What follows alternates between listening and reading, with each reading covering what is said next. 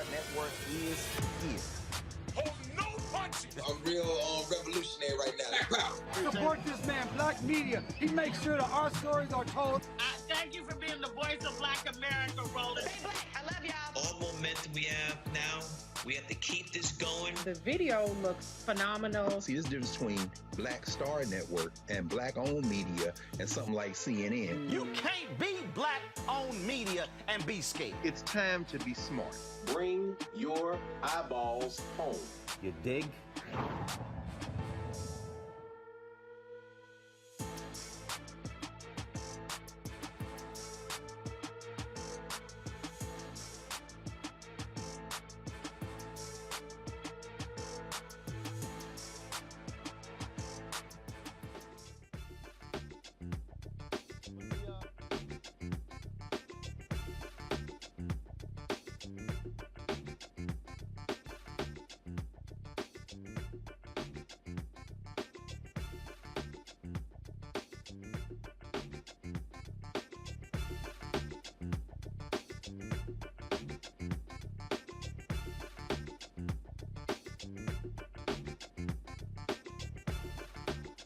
Today's Monday, March 28, 2022, coming up on Roland Martin Unfiltered, right here on the Black Star Network, the slap seen and heard around the world. We're going to break down what happened last night at the 94th annual Oscar ceremony, where Will Smith took offense to a joke that Chris Rock made about his wife, Jada Pinkett Smith, and he actually walked up and smacked Chris Rock in his mouth.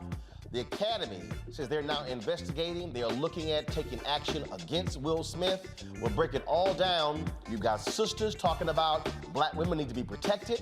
You've got brothers talking about toxic masculinity. You've got others talking about Black-on-Black violence and the notion of role models and how we behave to solve our differences when it comes to violence. We got an expert panel breaking this thing down. You don't want to miss it. Also, you do not want to miss the second part of our show, the 7 o'clock hour, where I'm going to talk about just keep building. If you are an entrepreneur, if you're somebody who looks to start a business, if you're somebody who, even if you work in an existing environment, you could be in a nonprofit, you could be in academia, you do not want to miss what I'm going to break down in our second hour. Trust me, you don't want to miss it, and so it's going to knock you out, I guarantee you. Also, our second part of our conversation with Dr. Lucia Johnson, talking about your dental health, how important that is, how important your mouth is for your overall health. That's also in our Fit, Live, Win segment. Folks, it is time to bring the funk. Roland Martin Unfiltered, right here on the Black Star Network. Let's go. He's got it. Whatever the miss, he's on it. Whatever it is, he's got the scoop, the fact, the find. And when it breaks, he's right on time and it's rolling. Best believe he's knowing.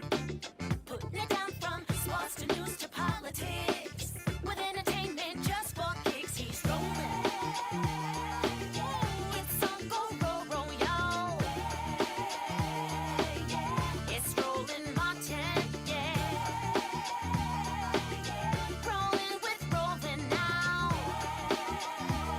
He's funky, he's fresh, he's real, the best, you know he's Roland Martin now.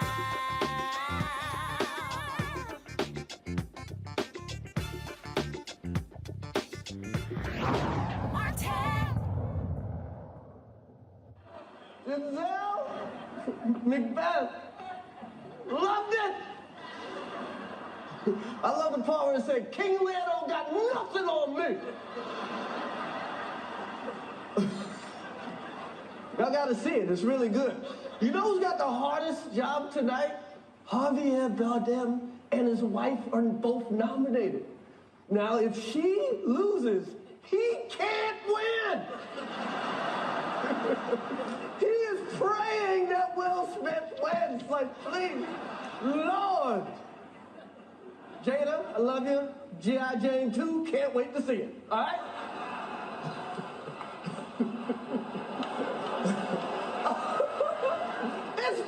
That was a nice one. Okay. I'm out here. Uh-oh, Richard. Oh, wow. Wow.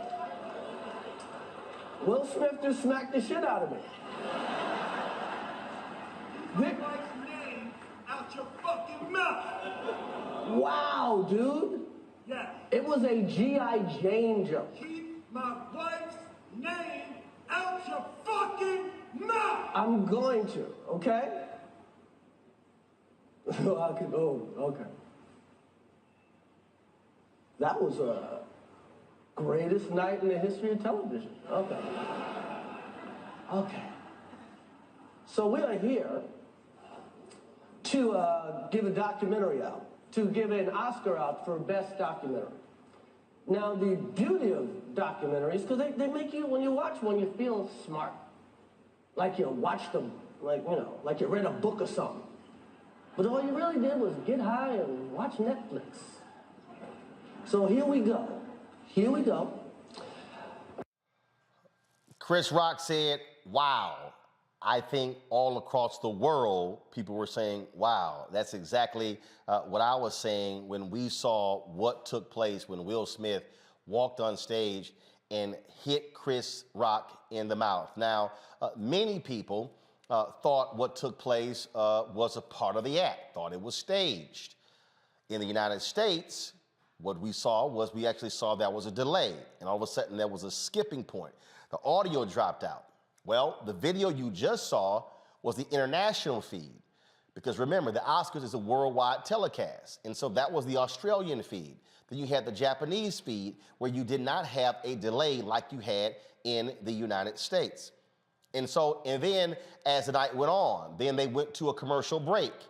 And then someone who was at the event put this video on social media, and you'll see Denzel Washington. I'm sorry, not Denzel, Denzel. Remember me corrected about it? His name is Denzel. Denzel Washington and Tyler Perry and Bradley Cooper, you see them consoling Will Smith, and then you see Denzel walking over to Jada, consoling her, Roland. Yes.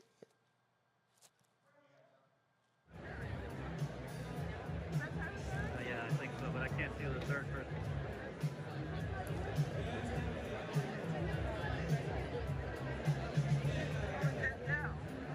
Oh, yeah.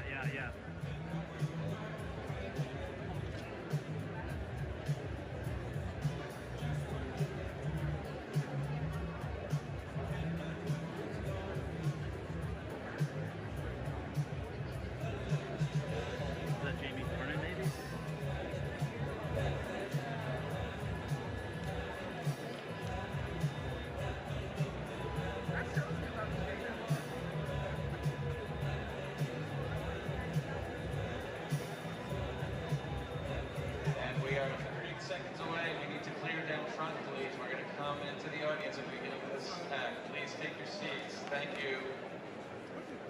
25 seconds. Please clear the aisles down front.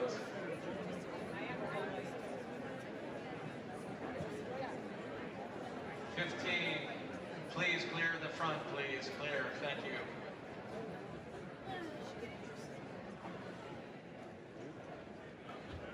Seconds. 5, 4, 3. Now, again, folks, absolutely shocked by this. After it happened, Will Smith returns to his seat. Now, what you did not see there, because a lot of people are saying that people were there to console Will Smith and not Chris Rock, not true. Denzel Washington went up to the stage, and actually there was a photo that circulated where he actually was talking to Chris Rock, calming the situation down. Completely unexpected, and trust me, the producers had no idea. Last night when it happened, I texted a number of people who were in the room, including the folks involved. Yes, Will, Chris, and others sent various text messages to them, and so that wasn't planned. I know people are saying, oh, that looked fake. That was not fake. That actually happened. That was real. Folks have been saying all kind of stuff today. Oh my goodness, what was this all about? In a moment, we're going to show you what Chris Rock said, cracked the joke about Jada 6 years ago. But a few later, after all this all happened, they awarded Best Actor. And Will Smith actually went up and accepted. He won. He's been winning that for King Richard in all of the award shows. And he addressed what happened, and he apologized, but not to everybody.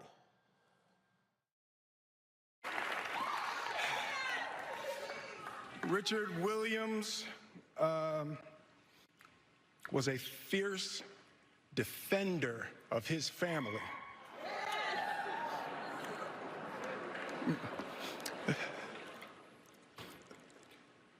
In this time in my life, in this moment, I am overwhelmed by what God is calling on me to do and be in this world.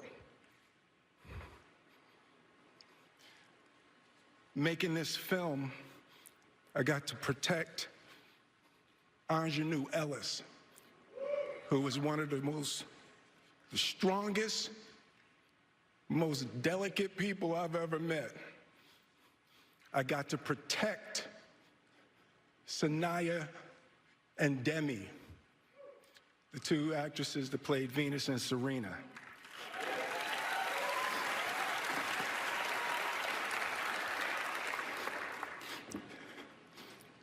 I'm being called on in my life to love people and to protect people and to be a river to my people.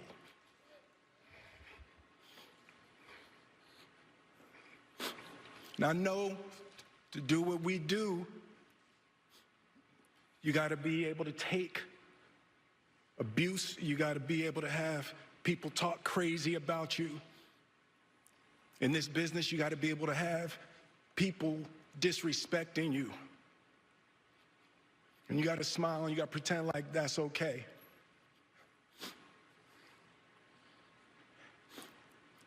But Richard Williams, and what I loved, thank you, D. Denzel said to me a few minutes ago, he said, at your highest moment, be careful, that's when the devil comes for you.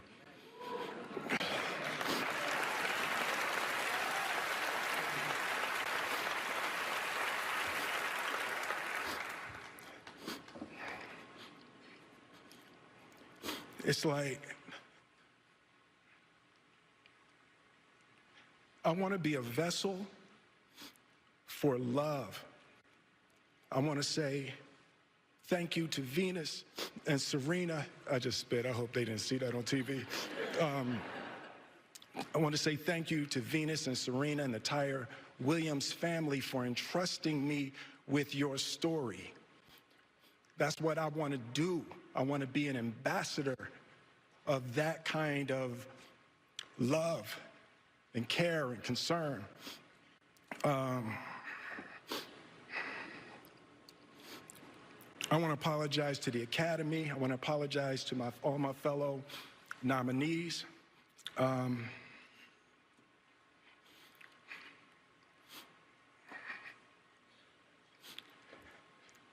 This is a beautiful moment, and I'm not crying for winning an award. It's not about winning an award for me. It's about being able to shine light on all of the people, Tim and Trevor and Zach and Sanaya and Demi and Ingenue and the entire cast and crew of King Richard and Venus and Serena, the entire Williams family. Now, remember, people don't realize there's history here when we're talking about Chris Rock at the Oscar ceremony and Jada and Will. This is when Chris was hosting the Oscars 6 years ago in 2016. Spike got mad, and Jonathan got mad, and Jada went mad, and Will went mad. Everybody went mad, you know? It's quite like Jada got mad. Jada says she's not coming, protesting. I'm like, is she on a TV show? Jada's gonna boycott the Oscars. Jada boycotting the Oscars is like me boycotting Rihanna's panties. I wasn't invited.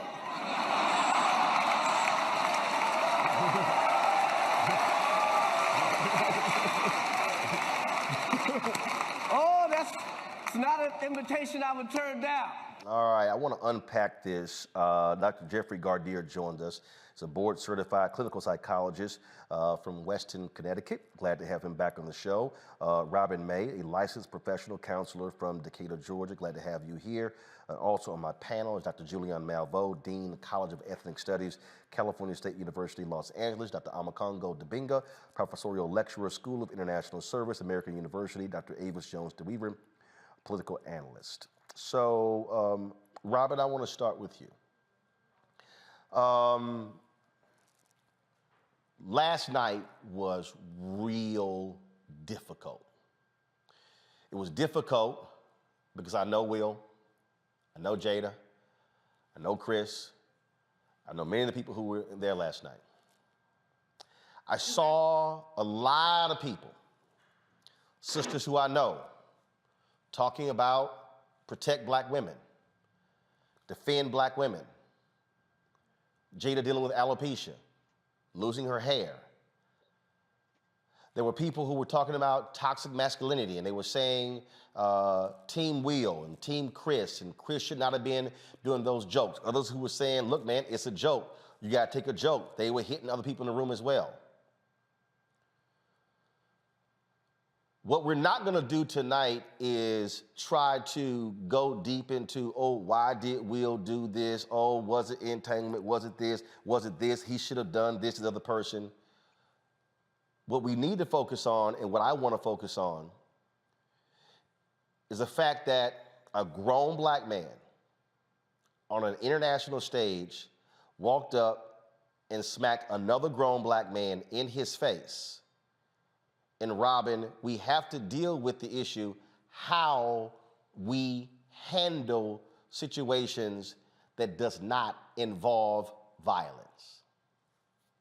Absolutely. You know, Roland, I literally was speechless last night. My husband had to keep rewinding it because I refused to watch it. And I believe what we saw last night was a display of what happens when we don't consistently do the work. I don't know them the way you do. I don't know them at all. And so it's very easy for me to be on the outside looking in. But I believe what we saw was this. The truth is, that was just 10% of what's going on. Anybody who's done therapy or psychology one-on-one knows that that's just 10% of what is really going on. There was a lot happening in that moment. And to your point, trying to dissect that is fruitless at this point. What we do need to identify, though, is that what we saw is when you don't consistently deal with your stuff, when you stuff, when you ignore, when you put it on the shelf, it will come out. And it will come out in ways that you may never have expected. And so I think the issue has been convoluted. Of course, we must protect Black women. Of course, there is a real thing called toxic masculinity. Of course, there are times when jokes can go too far. But I think we're convoluting the issue. And to your very point, what we need to determine is there a standard of expectation of how we behave when we are triggered? Because what we don't realize, one of my girlfriends is a teacher in Philly, and she shared with us that this morning the news cameras were outside of her school because her school is right near an area where there's a mural of Will Smith. And so these teachers were having to talk to their students about is that okay? Was that behavior okay? And so I think the bigger question, the bigger idea is, do we want to call for a standard of behavior? And what happens when you don't deal with your own triggers, when you don't deal with your stuff consistently? What are the ramifications of that? Jeff, I'm gonna do something here. Guys, pull up the video that we started with, because I think it's important for people, Jeff, to walk through and to understand what we witnessed. And so, folks, play the video and listen to my cue, and I want you to stop it, because I'm gonna do this for a reason. Press play. Denzel, Macbeth, loved it. I love the part where it said, King Lear don't got nothing on me. Y'all got to see it. It's really good. Gotta be You know who's got the stop. hardest job tonight? Listen. Javier Bardem and his wife are both nominated. Now, if she loses, he can't win. He is praying that Will Smith wins. Like, please, Lord. Freeze. Now, Chris tells a joke, Jeff, about Denzel, then Javier, and Penelope. Joke is over. Then he transitions to the joke about Jada. Press play. Jada, I love you. G.I. Jane 2, can't wait to see it. All right? Stop. What you see right there, no, go back to the, what you see right there, Jeff, Will laughs at the joke. The room laughs at the joke. You see the look on Jada's face. Press play.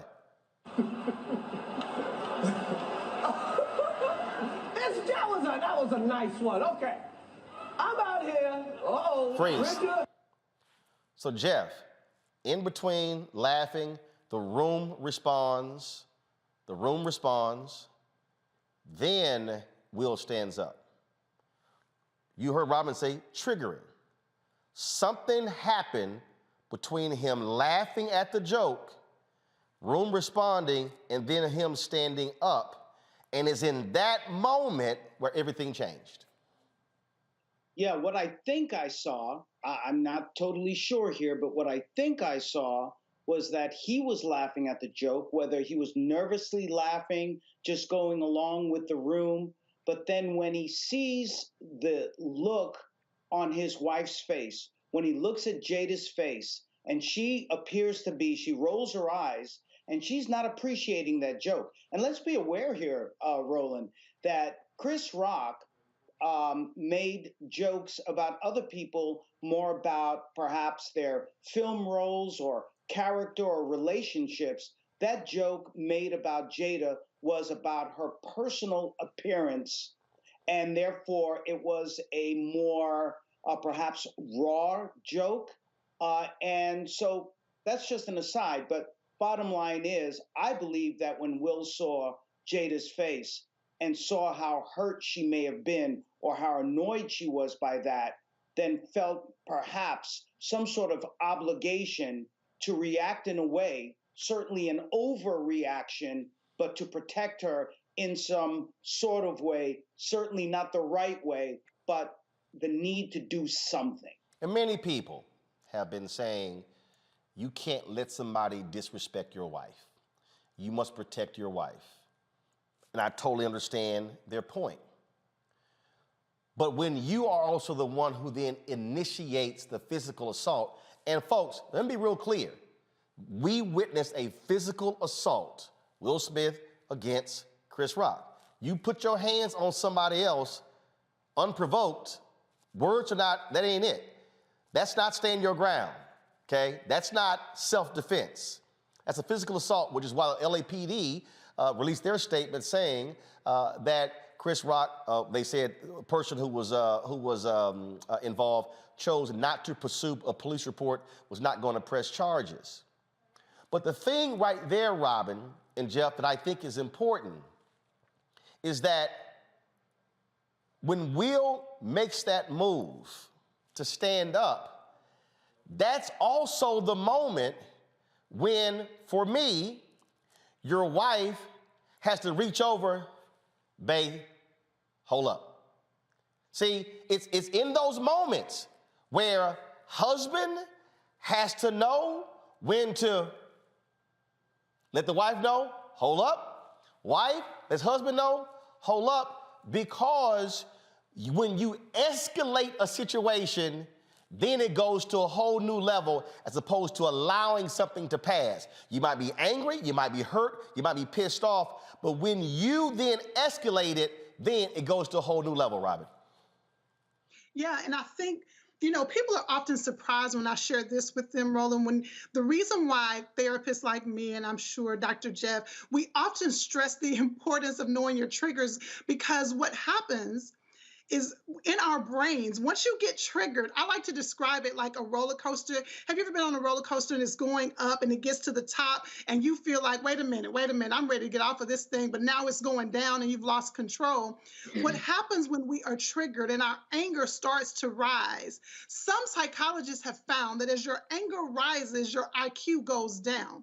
And so that's why we stress the importance of getting in there and knowing what your triggers are, and not only knowing what your triggers are, to your point, Roland, having people around you who can help you, or having go-to tools that you can pull from, because once that train gets up the track, or once that roller coaster starts going up, it's very difficult to pull it back. So that's why I continue to harp on the fact that several things can be true at the same time. He absolutely could have been triggered, and it is absolutely true that there are consequences from that type of behavior. And so I would love for all of us to continue, like you're doing, Roland, to elevate the conversation, because here's the bottom line.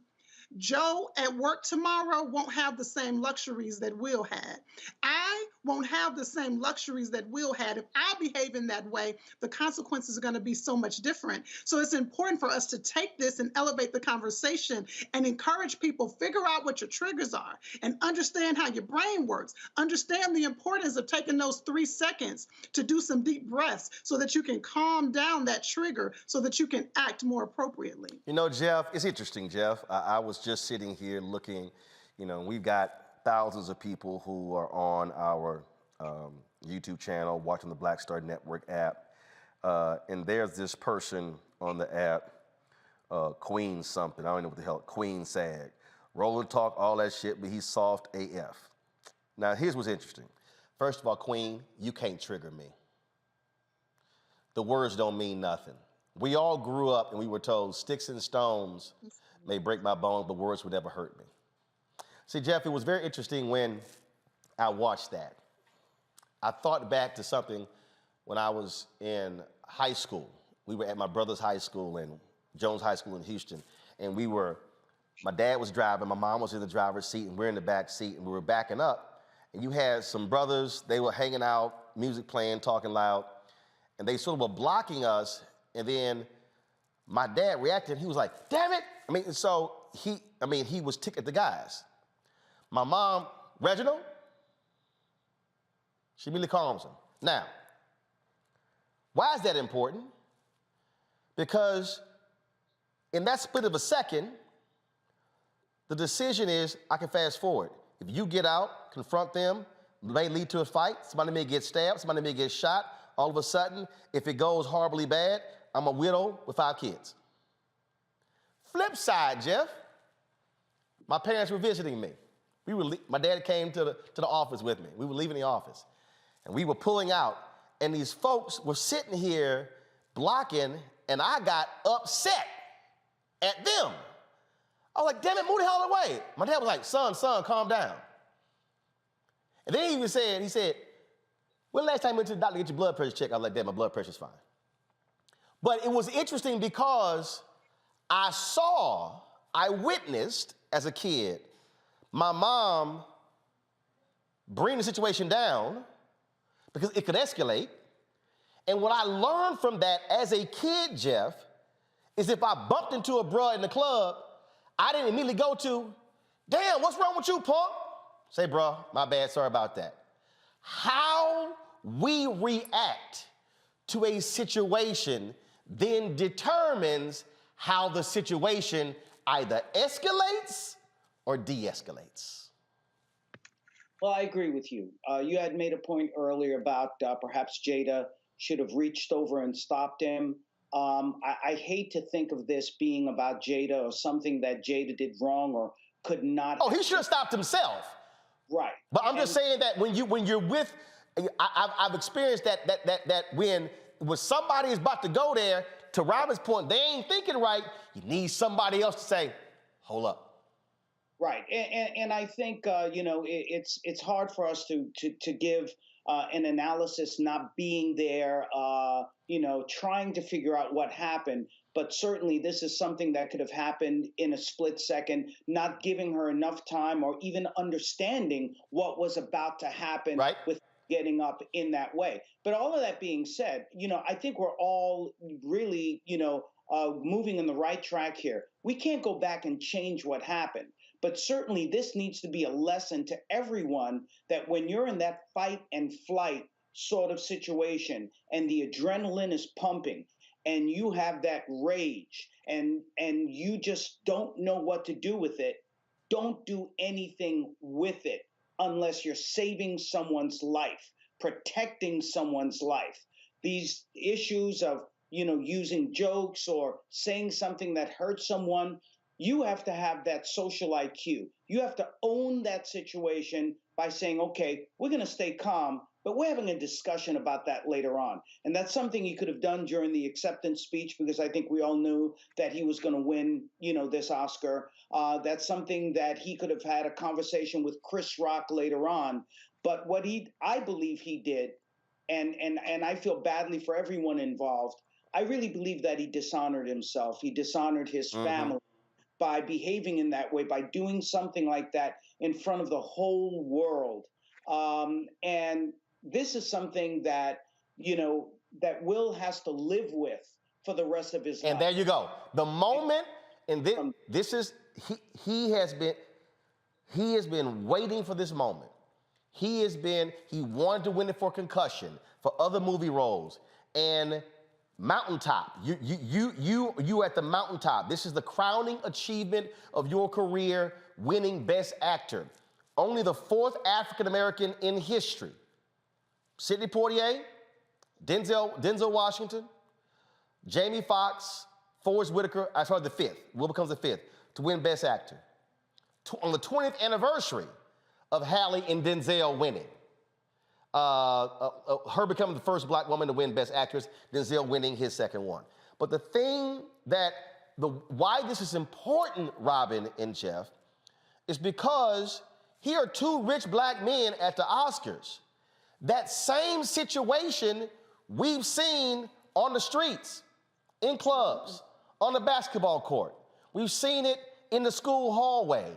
And it is important for us to say that even if you're Will Smith, even if you're Chris Rock, even if you're Jada Pinkett Smith, if you're anybody else, how you resolve a conflict, and you cannot go to the violence piece. And trust me, I got a wife, I got 3 sisters, I got 9 nieces, a mama. I am absolutely there when it comes to protecting black women.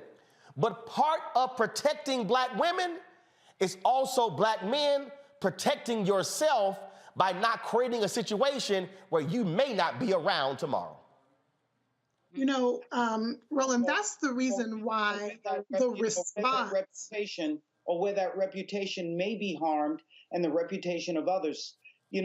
Unfortunately, Will took a lot out of that situation, really, sucked the air out of that room. There were so many people who were celebrating. There were many firsts there. First for sexualities, first for, many things. We saw it was well integrated in a way that we really needed to see. And so let me share this with you. Very quick, super quick story. I was at a wedding with my wife about 2 years ago. Someone said something to her, and I was very offended by it, and it was very offensive. Look, I protect my wife, I protect my children. But I knew that if I acted out at that wedding, it would destroy the wedding for the people who are getting married.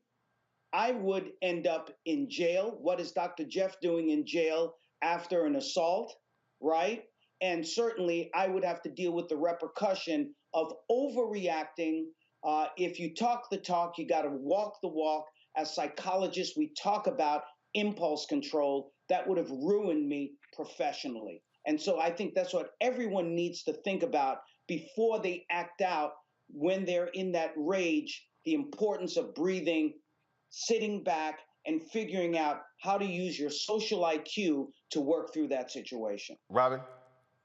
Okay, and so here's the deal. If I have a 7-year-old daughter, if my 7-year-old daughter jumps in the pool, she's going to make a little wave. But honey, if I jump in the pool, my wave is going to be much bigger than Riley's.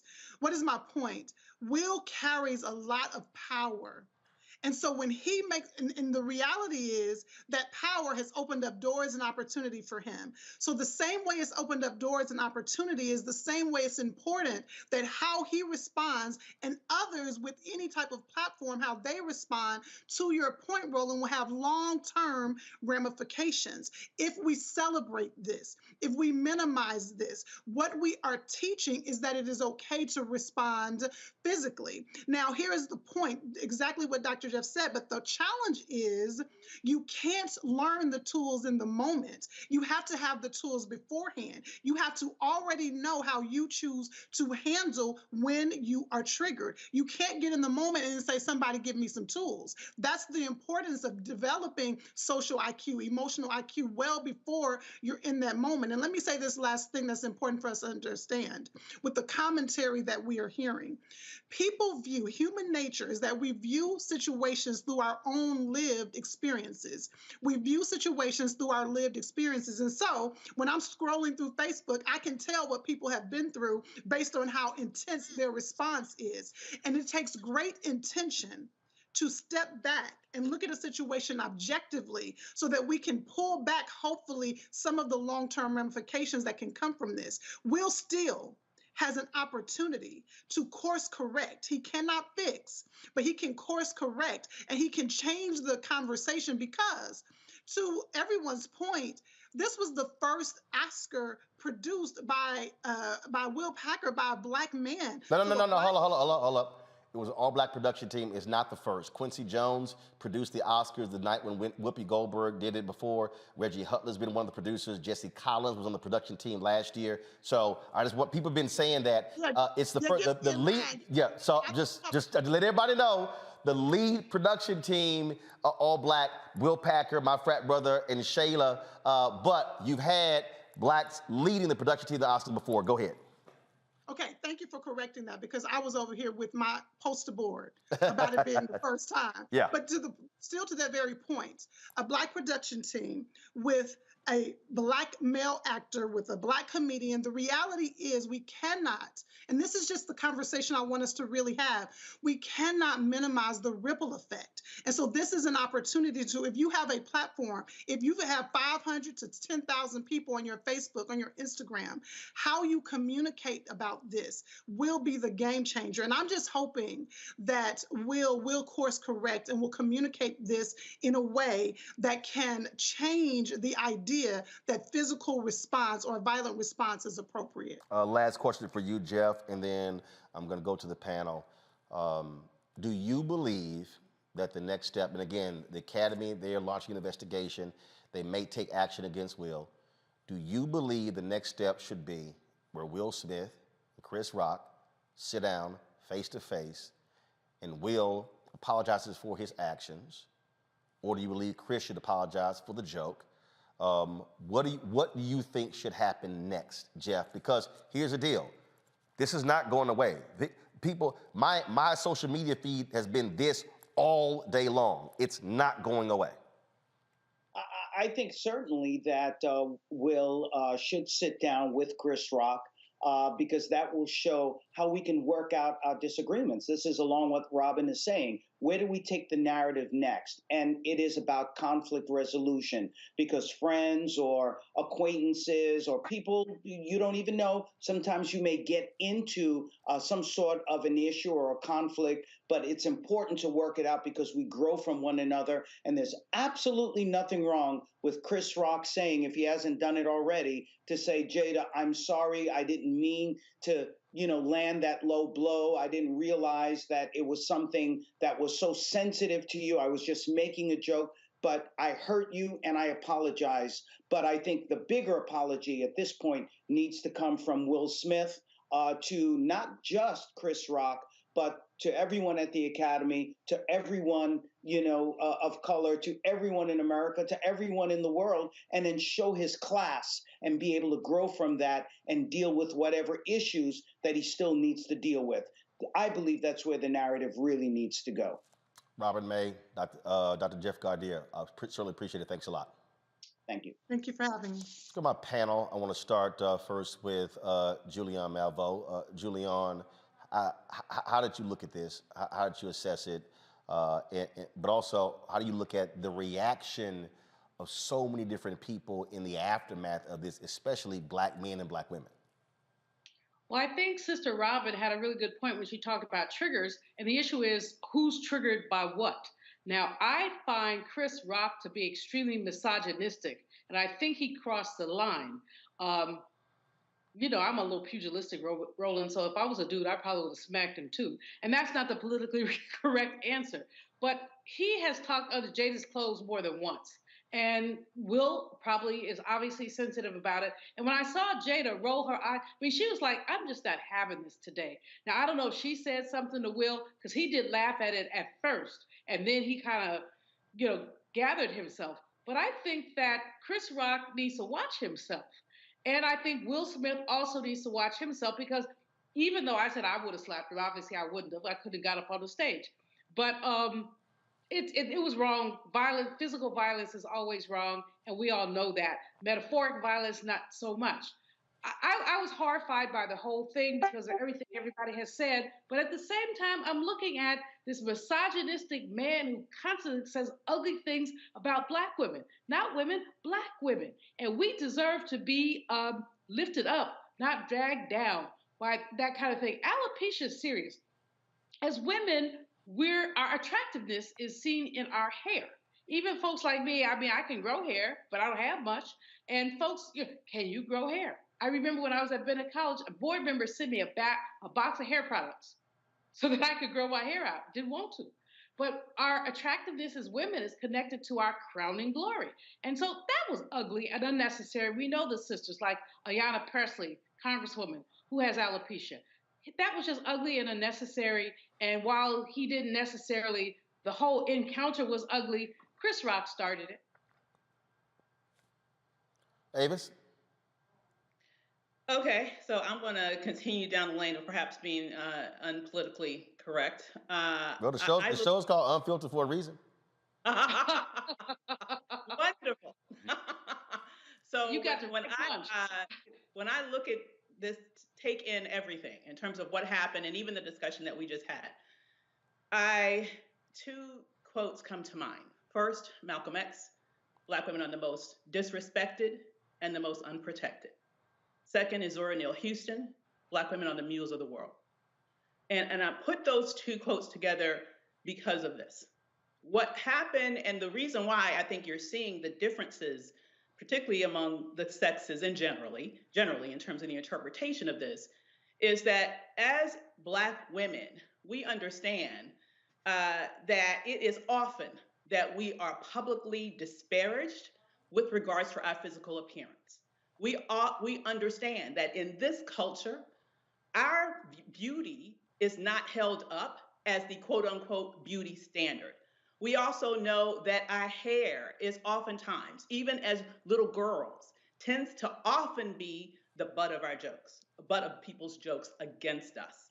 And that is something that can literally last a lifetime, all right? Now, I will say this also about Jada Pinkett Smith's autoimmune disease, which led to the alopecia. Here's the thing.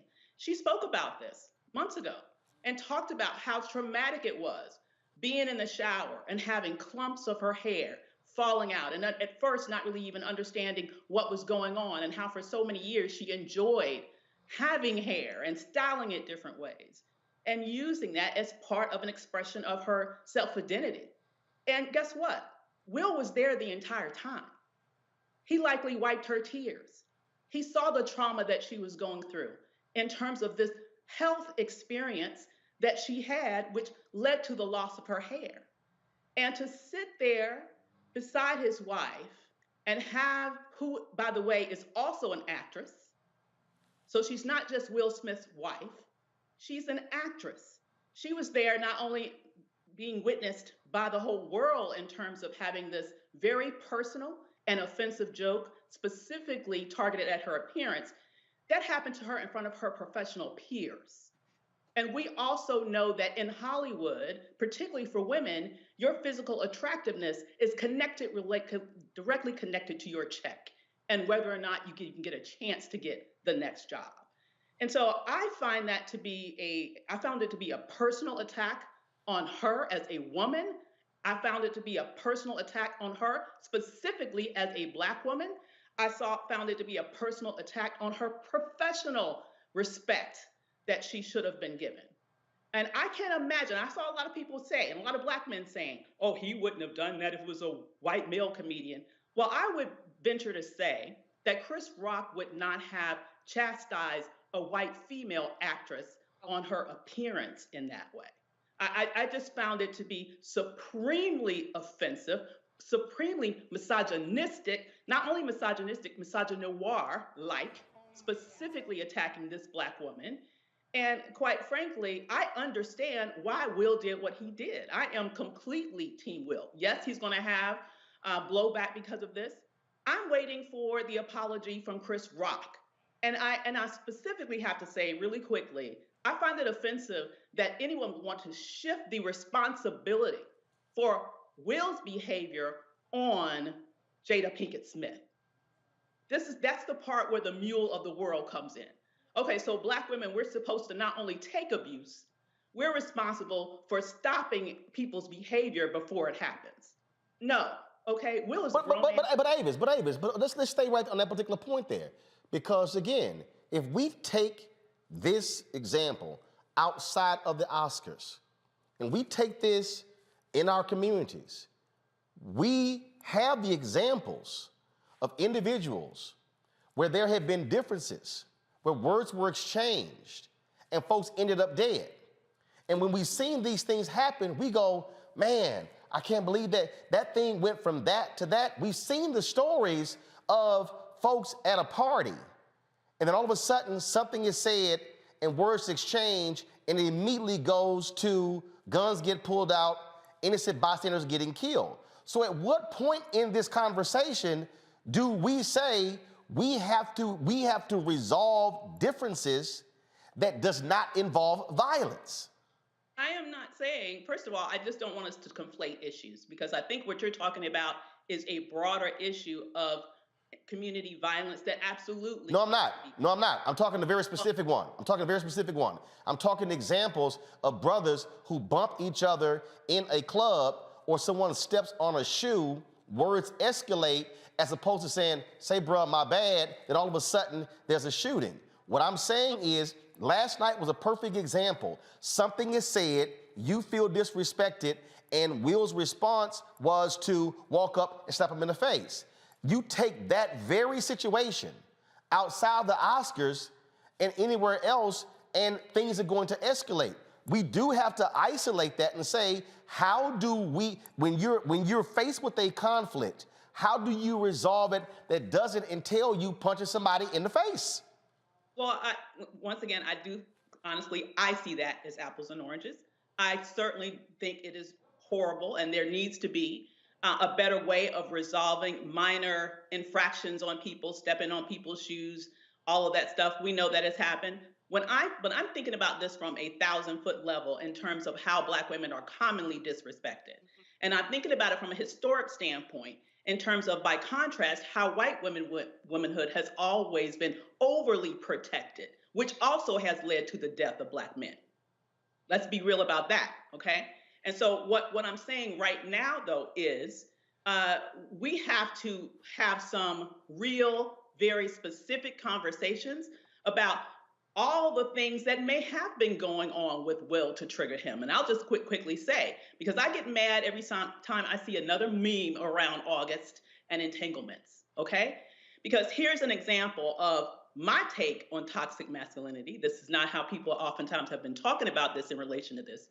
But I find it very interesting that a couple who have said that they had a period in which they were apart, in which it seems like they had somewhat of an open marriage arrangement, but when it became public that the female of that couple had a relationship, all of a sudden, not only is she very much attacked, but Will is very much attacked for staying with her. Now, contrast that against Chris Rock, who has been very open about his multiple infidelities against his wife, which ultimately led to his divorce, which is why he don't have a wife right now to protect, all right? Yet I have yet to see one meme about that behavior. Yet I have yet to see one person criticize him around doing something to destroy his family, rather seeing all of this criticism against both Will and Jada, who have chosen to maintain their family. You know, I think there's a lot that we need to unpack here about how we are treating people differently in ways that puts Black women at the center of a bullseye in terms of being bullied, in terms of being shamed, in terms of being disrespected in multiple ways. And I think that night, Will had had enough. And as I can't remember who it was a comedian who said this once. And I remember he said, "It may not have been right, but I understand." And I have to. Yeah, Avis. The comedian you're quoting is Chris Rock. Oh, well then. I'm a Congo. You're quoting Chris. You're actually quoting Chris Rock, but you're quoting a comedic routine. Yeah. So hold up. You're not quoting a speech or a keynote. You're quoting a comedic routine which was done talking about O.J. Simpson and Nicole Simpson, which also was a joke. And that's the issue right there on Congo that people are raising, that, hey, at these award shows, they have comedians there, they make jokes. The show opened with a joke about Regina Hall saying, yeah, Will, come on up. Y'all thing is open. Yeah, I know you're married, but come on up here. She laughed, he laughed. And so what people are also saying is like, hold up. Now, you laugh at the joke at the top Regina made, but then you get mad at the joke that Chris made. Now, if we gonna sit here and say, well, you know, don't make jokes about the entanglement, Regina did, both laughed. These are the things that we're dealing with here, but the point that I'm still making on Congo, people also are looking at this. It's how we resolve differences, and I'm just simply saying the way to resolve it is not slapping somebody in the mouth, because Chris Rock, actually, if he responded, and we got to be honest here, Chris Rock was the ultimate professional with how he responded. Chris could have swung on Will. Chris could have fired back and lit off a litany of jokes, Robin Harris style. But Chris didn't, gathered himself, moved forward, presented the award. Questlove wins the Oscar for Best Documentary. Congo, your thoughts? You know, this hurts. I'm going to start there. This really, really hurts in terms of the community. You know, Will Smith and Jada Pinkett Smith have been role models for me since day one. I've been rolling with them since the 80s and the 90s. As someone who was involved, you know, I still rap, I do spoken word acting and stuff, but when I was looking at going hard in it, those guys were my role models. So any affection any of y'all have for any celebrity, like strong affection, those two are for me. So, and then Chris Rock a little bit later on. And today I taught my class on Jay-Z at American University, and our subject today was actually the Jay-Z beef between Jay-Z and Nas. And so I'm going to quote a Jay-Z line as I give my response to this. In one of his songs, he says, "Check out my swag, yo, I walk like a ball player. No matter where you go, you are what you are, player. And you can try and change, but that's just the top layer. Man, you was who you was before you got here. My issue is this. I feel like there's an overarching idea of misogyny that encompasses what Will Smith did and what Chris Rock did. Because the fact of the matter is that I don't hear people talk that much about Jada, but I'm wondering if Will Smith was defending Jada or if he was defending his wife. When you read his book, Will, which was a very powerful book and motivational for me because I love what he has done so much, he talks about a situation where his girlfriend at the time was going out and he was with his boys and he was like, "Nah, I think you should go upstairs." And she's like, "No, I'm going out. Nah, you should stay." But she leaves. He takes all of her stuff and burns it. Okay? He talks about that. He also talks about coming from an abusive household where he felt that he couldn't protect his mother from his father's abuse. And then we talk about situations at NBC with the Fresh Prince when he almost gets into fights with producers there. And he talks about how his old mentality comes out. And I feel like that was a situation there. And I feel like given that he was laughing when the joke was first given, and saw her response, there was more about protecting what's mine than protecting Jada. Don't, keep my wife out of your name out of your mouth. And that's where I find it to be problematic. I think that what Chris Rock did was wrong. I feel like Will Smith might not have responded as much if it was like The Rock as opposed to Chris Rock. But I feel like ultimately Will Smith has to take the full blame for what happened, because you can't do that, especially when you work to build your career as a role model. And for those who defend him, we can't condone violence between us and then condemn violence against us. It's wrong. We can't do that, period, bottom line. And so I'm saying that we need to figure out how they can work this thing out. She crafted his whole career about being a role model for the people, and he let our people down in that moment, and it needs to be recognized. But it just hurts all the way around. I hate the way Jada's being tossed around as some type of football in this situation is wrong. And we just need to do better in our community. And the last thing, Roland, like you said, us defending our wives does not have to lead to violence. And it's very easy for us to be taken from our community, incarcerated, lose our job, lose our children, and all of that other type of stuff. And whether you're at the Oscars or whether you're in the hood or whether you're on a job, we have to be mindful of that. There's lots of ways to protect your family without resorting to physical violence, especially public violence. Will Smith has a larger platform than Chris Rock. There's a lot of ways he could get back at him. He can get his revenge. He can get his payback, and he can defend his wife. There's lots of ways you could do it. Violence can't be part of it. As I said last night on Instagram, as I said when I started this, just like you said, Congo, it was painful, it was difficult, because I know the players involved. This whole award season,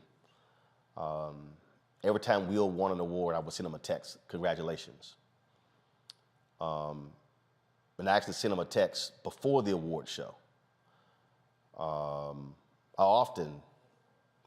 frequently communicate with Tyler Perry and Denzel's wife, Pauletta, and others, people who were in there. So yeah.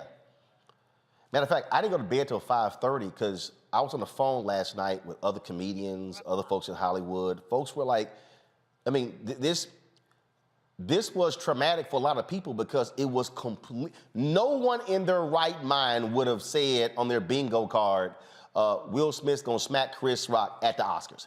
Nobody. If somebody told you that, you'd be like, you've got to be high. Yeah. But I will say this. Sorry. And I know this is hard for some brothers to hear, and I know it's hard for some sisters to hear, but I'm saying this from the vantage point of being a son of my daddy and mama, of being a grandson of my grandparents, of being an uncle. Strength is also in walking away. Strength is also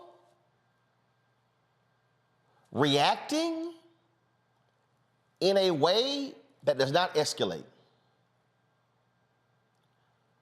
Imagine if Will Smith, who I love dearly and respect, imagine if Will Smith had walked to that stage and said, Chris, you my man, we ain't making jokes about alopecia, bro. That's a major issue affecting my wife. That's a major issue affecting women all across this world. Now, I know you make jokes, but there's some things we don't joke about. So, Chris, you did a documentary called Good Hair. So you know what the hair thing means to black women and women all across the world. So, Chris, I say we show some respect for women. Let's not make jokes about their hair. If Will had done that, the room would have erupted. The country would have erupted. And folks would be praising Will today for defending his wife and speaking to the same issue as opposed to throwing a punch. It's all a matter of how you resolve the situation and deal with the situation. And I'm gonna close on this. And I was looking for the video. If y'all find the video, please, y'all can go ahead and play it. There was a party, and I think it was after the BET Awards or whatever. And Diddy was on stage. And Diddy got Ciroc. And so Diddy, y'all, I know y'all don't have it, but I'm describing it for y'all can look it up. Look up T.I., Diddy, party, Ciroc. Trust me, it's gonna come up. Diddy's at the on stage. Diddy is shouting Ciroc. Somebody in the audience said, "Damn that Grey Goose." Diddy starts yelling and screaming at the brother in the audience. And voices begin to rise. And it begins to get heated. And Diddy is cussing him out. Dude is cussing him out. Damn that, F this, Ciroc, no Grey Goose. And then T.I. walks over and says, hey, damn that.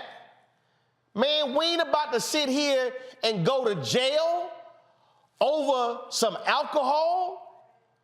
T.I. says, man, I just got out of prison. So we gonna chill out, play the music, enjoy ourselves, and have a good time. If T.I. had not, see again, if T.I. had not done that, that back and forth over alcohol could have escalated to a whole different situation. All I'm saying is when something goes down, you get to determine what the outcome is going to be based upon your actions. Me, as a black man, my mama and daddy taught me that. My grandparents taught me that. I've taught that to my nieces and nephews. Our reaction leads to a counter reaction, and our reaction can very well determine what then happens and when something escalates. And so all I'm saying, you can protect sisters, you can protect brothers. And what I also desire of my sisters is that if you are in a situation and you see your man about to go left, grab him. Say, bruh, I need you to chill. But to brothers, I want you not to have to put your woman in a situation where she grabs you. I want you to take a pause and quickly assess, is this how I want this thing to go? Because like Jeff and Robin said, and this really is a sad piece, for the rest of Will Smith's life, when they talk about March 27th, 2022, when he won Best Actor, they will always associate that epic night, not with his speech, not with the adulation from the crowd. They will always associate it with him slapping Chris Rock. And people will not be talking about how he won the Best Actor for King Richard. They'll be talking about how he struck Chris Rock. And that, folks, is what's most unfortunate. Pray for all the folks involved. I hope Chris and Will sit down, because we as brothers, and I'm talking right now, I am not talking to sisters, I'm talking to black men. We as black men have got to learn to sit down across from one another at the table of brotherhood and learn to communicate with each other to resolve our differences. Because you cannot resolve differences with these or with a gun. Folks, when we come back, I got something to say for entrepreneurs, for people who want to go into business, for people who are conflicted right now. It's probably going to be one of the most important messages. If you thought we dropped it on Friday, it's almost 10,000 of y'all on YouTube right now. Just because we're moving on, don't run away, because you about to miss something that is vitally important that can change your life. I'm gonna talk about the need for you just to keep building. You're watching Roland Martin Unfiltered on the Black Star Network.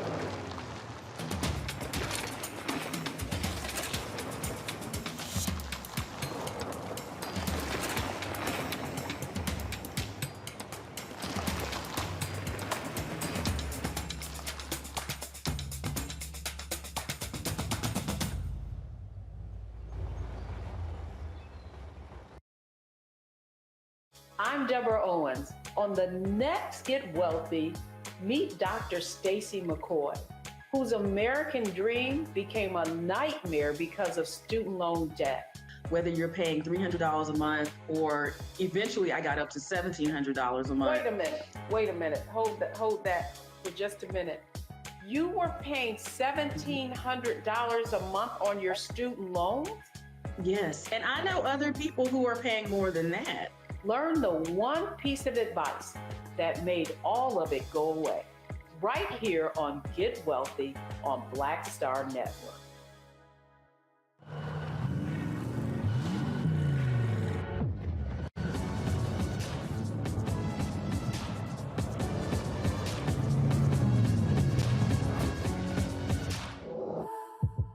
Pull up a chair, take your seat.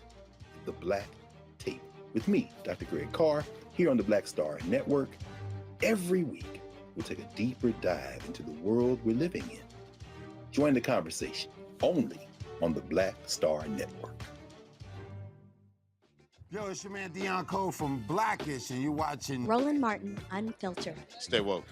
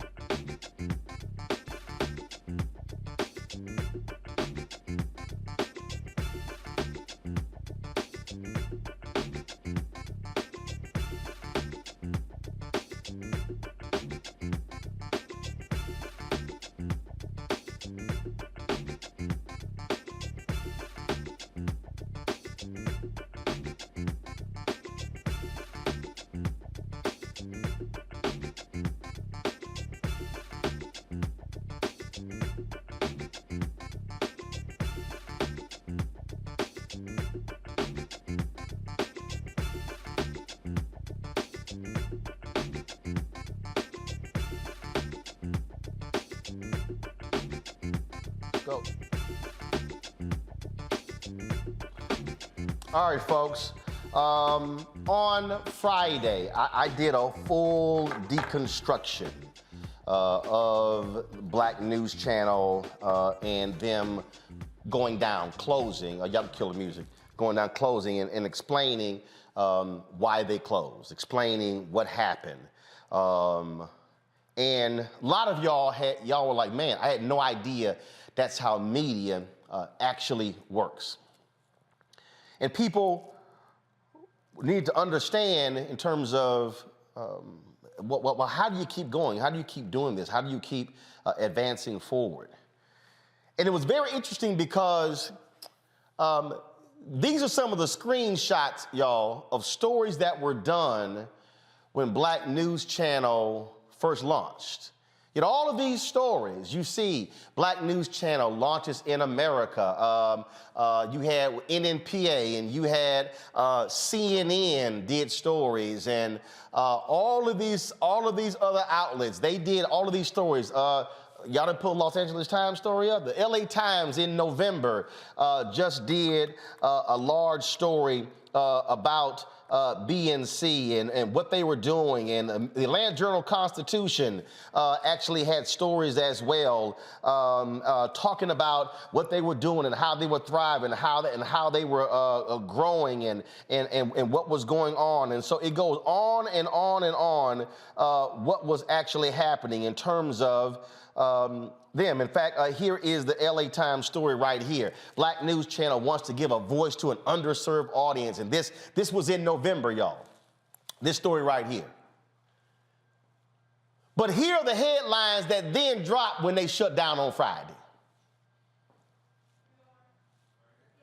Here are the headlines right here, and you saw them. They were in The Wrap. They were in the USA Today. They were in the Wall Street Journal. They were in all of these different outlets showing, again, them shutting down. Now, why am I walking you through all of that? Because it's real easy, y'all, for you to get attention when you're starting something, but the real question is, are you still here later? Now, why am I showing those stories? Because do y'all realize that in 3.5 years of us launching this show, I've had 3 publicists try to get stories done on us in the same outlets. We've even pitched the stories to mainstream media outlets that Black people are the editors of. Nobody has bitten. Wall Street Journal, LA Times, New York Times, USA Today, Broadcasting, Cable, Multi-Channel News, The Wrap, Deadline, Variety, Media. I mean, we can go on and on and on. All of these outlets, nothing done. Now see, some of y'all probably would get discouraged by, man, we out here doing this work and we building something and we're not getting any attention and nobody's showing us any love and nobody's covering us. Yet, when that was happening, I didn't get mad. I didn't get frustrated. All we did was keep building. And there were folks who were sitting here saying, man, y'all should be doing this, and Roland, man, why aren't you over here, and why aren't you, you should be trying to get your show on a network. And I'm sitting there going, don't you understand that if I tried to get a show on a network, they own the show, and I'm an employee? See, a lot of us have been raised to get jobs. We were not raised to give jobs. A lot of us were raised to deposit checks. A lot of us were not raised to make direct deposits of the checks of others. See, if you get so locked in, and I'm gonna go there, for white validation. See, white validation is man, we had a story in the Wall Street Journal. But 2 years later, you got another type of story in the Wall Street Journal. See, white validation is when you get so caught up. You get so caught up in other folk examining what you're doing that you lose sight of what you're trying to build. I had somebody, I had some folks this weekend. It was very interesting. They were telling me, one particular person, I ain't gonna even waste your time giving her name because she ain't even deserving of any of that level of attention. You're toxic. No network wants to work with you. But it's amazing that a network emailed to me today about being on one of their news panels. It's amazing that I was in New York sitting down with Spike Lee for his documentary on Colin Kaepernick. It's amazing I sat down with Kamu Bell for his documentary on Showtime. It's amazing prior to sitting down with Kamu Bell for his documentary on Showtime, I sat down with the Discovery Network for a documentary they doing on space. Did they call you?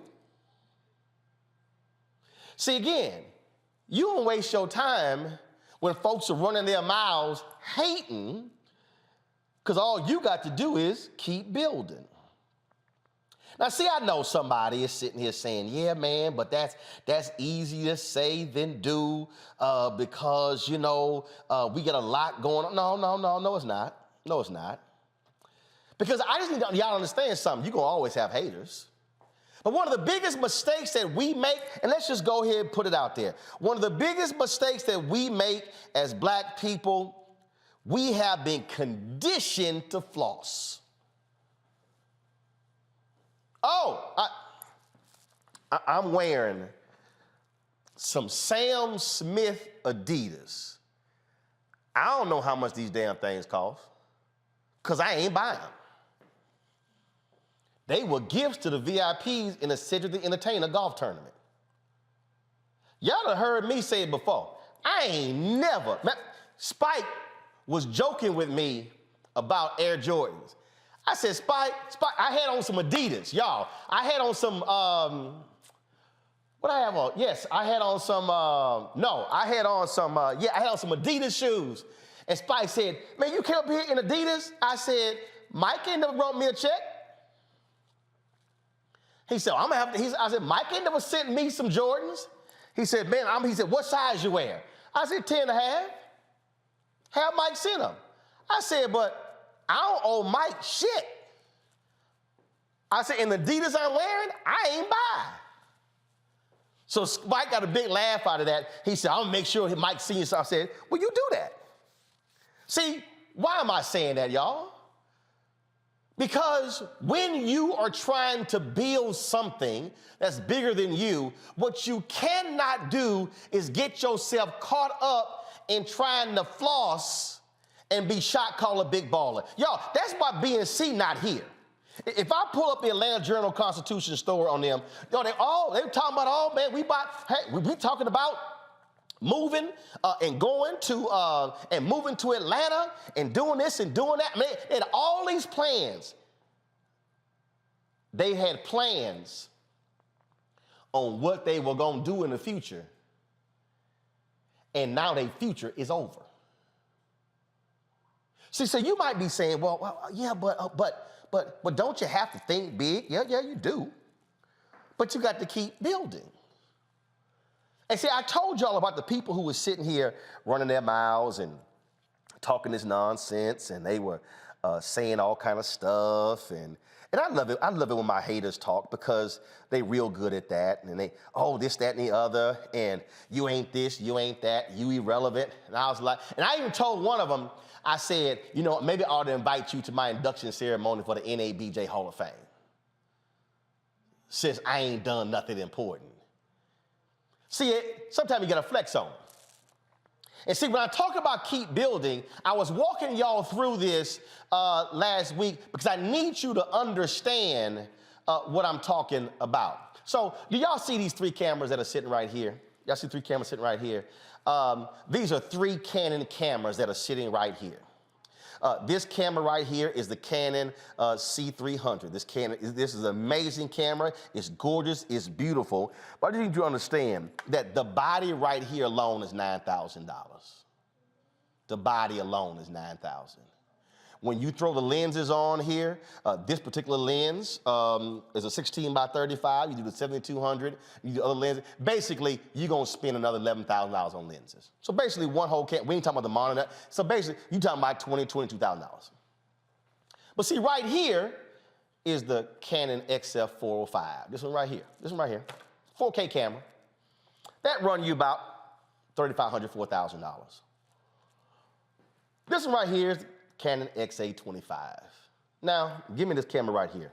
So I know some of y'all looking at this right now, And y'all say, oh man, look, this little bitty little camera right here, this little bitty little camera, this little bitty little camera. This one, oh my God, but look at this one right here. This one right here. Beautiful, gorgeous. But y'all gotta understand something. When we started this show, we couldn't afford this damn camera. It's $20,000 by itself. We couldn't afford this camera because it's $4,000 by itself. We bought 3 of these for $6,000.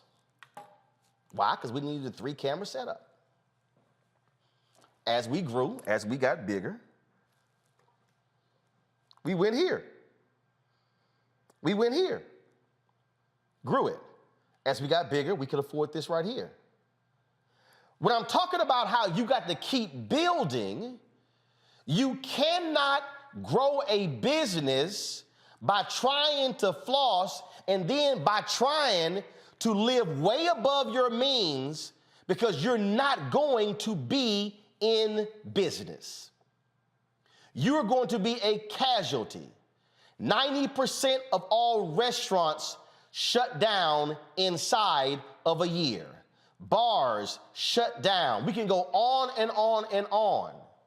And so the most important thing for you, if you are sitting here, you've got to learn how not to get so caught up in the Joneses and running around trying to be with everybody else, and understand how you're going to be able to adjust your resources in order to build and grow. It is to be able to sustain. It's to be able to go to the next level. And too many of us, let me say it, because I ain't talking about white people, I ain't talking about Latino people, I'm not talking about Asian people, I'm talking about black people. Too many of us are caught up in the floss game. Too many of us are caught up and want folks to know what we driving, what we wearing. A whole bunch of folk throw Oscar parties and then trying to figure out how they're gonna pay their rent the next month. What I'm trying to get you to understand is we've got to readjust this if we want to be able to keep building, to be able to keep growing. Now, some of y'all might say, well, okay, where did you even get this idea in terms of not worrying about what other people say? Well, actually, y'all, that's actually biblical. It's biblical. I've talked about all the time Nehemiah. When Nehemiah had a vision to rebuild the wall of Jerusalem, there were people who came with the vision, then he went to the people and he said, the people said, let us rebuild. And as they were rebuilding the wall of Jerusalem, guess what? The haters began to say, oh man, y'all can't do that. Y'all don't know what y'all doing. Y'all, it ain't gonna work. It's right there in the scripture. Y'all can pull it up. It's right there in Nehemiah chapter 4. See, this is really the model in which churches operate. See, every time I got haters who run their mouths, who say, oh, your views are not real, or ain't nobody watching y'all, ain't nobody listening to y'all, then y'all stuff ain't legit. I say, we good. We good. I don't really care what y'all have to say. Oh, there were some folks who got my number and were texting me today saying, y'all not legitimate. I said, well, you know what? If I'm so irrelevant, why y'all so worried about what I do? I ain't worried about what y'all do. See, somebody who's watching right now, you have gotten caught up in the same game. You've gotten caught up in worrying about what other people are thinking, and then you've gotten caught up sitting here tripping in somebody else's game, and you forgot to really get involved. But you forgot to also learn how to fight. See, I love this piece right here where it says, from that day on, half of my men did the work while the other half were equipped with spears, shields, bows, and armor. Come on, quit, you too quick, you too slow, switch. I love it here where they said that they had a weapon in one hand and they built in the other. Because your haters are going to do that. You got to keep building. See, I told y'all last week, we couldn't afford a set, so this glass table was our set until we can afford a table. We couldn't afford this actually set piece. We couldn't afford the art piece, but we had to keep building.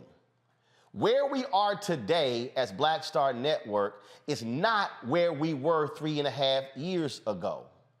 And that is because the philosophy that I've always maintained was keep building. Don't worry about flossing. Don't worry about trying to get people to like you who don't like you any damn way. I ain't never believed in wearing clothes for folk who already don't like me, trying to impress them. I don't give a damn what any of these folk think. I really don't. Because see, what you understand is, when you are doing the right thing, when you are building, then you are able to help folk who need your help. You are able to provide jobs to other folk and then be able to help their families. And then when you are employing them and you're funding them, and then they're sending their kids to college and they're sending their kids to school. And then when I told you when we had TV One, Sharon, who was one of the makeup people, came up to me when the show ended. She said, Roland, thank you so much, because working on your show allowed me to buy a house. That's because we said we kept building. She picked up other assignments outside of the show. She said, I will be eternally grateful because you helped me buy a house. See, when y'all get, again, focused on the rest of these people, you lose sight of how you can help others. The reason I use Nehemiah as an example, because the wall of Jerusalem protected the people on the inside from the folks on the outside. And when you create a situation where you are able to help those, you are providing and paving the way for them moving forward. And that really is something that too many of us lose sight of. We don't think about that. We get caught up in what everybody else is thinking. And so we're not always focused on keep building, keeping your eye on the prize, being able to help, being able to stand in the gap, being able to assist somebody else, being able to touch them in a very unique way. See, that to me right there is one of our biggest problems, is how do we stay focused on building our businesses? Over the weekend, matter of fact, I'm gonna see if I can find it. I had this fool who I forgot he was an alpha. Yeah, I forgot he was an alpha. But he had the audacity to tweet me and question me about what black folks need to be doing. And so he decided, he a black Republican. And I told y'all I don't mind black Republicans. Because, you know, I mean, it's all good. I don't mind them. I know a lot of black Republicans. I know black Republicans who do some very good things. But you always got folk who love to run their mouths trying to tell you what you should be doing. So check this here out. This brother posted this tweet. And he said, translation, white explanation, BNC didn't spout enough white supremacist rhetoric to attract Agent Orange MAGA crowd and the companies that support that bullshit. For reference, see CNN, MSNBC. So the black Republican responded this way, John Burnett. This is what he said. He said, your mentality is the reason why BNC and Roland aren't on air now. This is what he said, Julian Avis in Amakongo. He said, we need to talk about real black empowerment, business ownership, diverse education, option outside of public schools, financial literacy, and investment, not just race 24/7. Now, y'all, it was a Sunday, and I was trying to rest and relax. But you know I can't have stuck-on stupid fools just sit here and just say dumb stuff. So I just then had to unleash on this whole fool, because I had to break it down to him. I said, it's interesting. You first of all said I'm no longer on the air. I said I've been on the air for 3.5 years. 5 days a week, live. I said, it's interesting that we launched Black Star Network in September 2021, and we launched 4 new shows in February. I said, it's interesting that you said that we should be focused on business, black businesses, when you literally are ridiculing a black business? I said, I find it interesting that you say that we should be, as black folks, focused on financial literacy when we launched Deborah Owens' show, Wealthy You. I said, I find it interesting that you said that we should be focusing on options outside of public school when my wife and I co-founded School Choice is the Black Choice. We have a segment called Education Matters every single Friday. I say it is interesting. You say you should be focused on business empowerment when we have a marketplace segment every single Tuesday called Marketplace. We feature black-owned businesses. I said, I find it interesting. You say we should be focused on black empowerment in business when every Wednesday we have a segment called Tech Talk, when we focus on black folks in tech. I said, so literally everything that you say we should be doing as black people, we're actually doing. Oh, but when you said I'm no longer on the air, what you were really saying is that white validation part, you ain't got one of those networks. I said, brother, you can pull the app on your TV. That still means we're on the air. On the air has changed. See, y'all, some of y'all tweet me and they say, well, man, you ain't got to say nothing. No. Sometimes you got to let folk know that you're still building because the haters are always coming after you. That's also in Nehemiah 4. The haters were telling them, y'all can't rebuild the wall. Now, mind y'all, if you keep reading Nehemiah 4, after they show progress, that's when the haters say, oh, we got to stop them from building. Why am I saying that? Because you're going to have some haters who are trying to stop you from building.